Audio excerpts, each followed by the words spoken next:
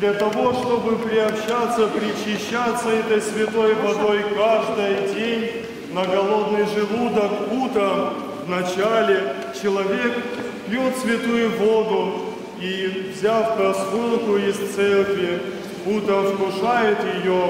Также этой святой водой единожды в году люди, приходя домой, освящают свое жилище. Приходите, покропите свой дом, свое имущество, которое у вас есть, с верою. И также этой святой водой в течение всего года люди освящают те вещи, которые они для себя приобретают, и потому должно к этой святой воде относиться с должным отношением, хранить ее не на полу, не где-то в шкафу, а там, где рядом иконочки, в хорошем и светлом месте, там, где находятся все ваши святыни, которые в вашем доме. И этой святой водой пользуются в течение всего года. По свидетельству Иоанна Златоуста, эта святая вода хранится год, и 2, и 3 без повреждения.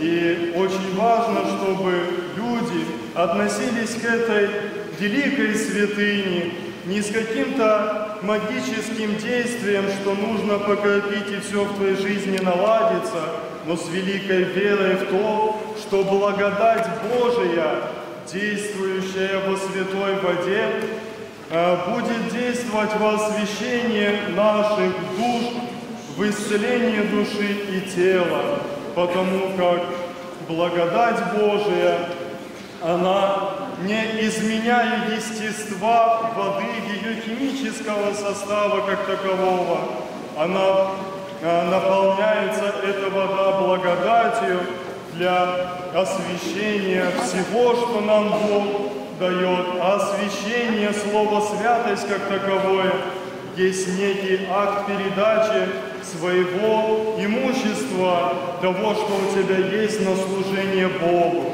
Итак, освящая ваше жилище, ваше имущество, автомобили или те или иные вещи, которые находятся у нас, должно понимать, что эти вещи должны служить на служение Богу. А что значит служение Богу? Это есть служение людям, исполнение Божьих заповедей для того, чтобы мы молились в этом доме, для того, чтобы мы служили своим имуществом тем, кому есть в этом необходимость, для того, чтобы мы обращались к Богу не только с просьбами, но и с благодарением, и чтобы наша жизнь в итоге своем была освящена, то есть передана на служение Богу через служение близким.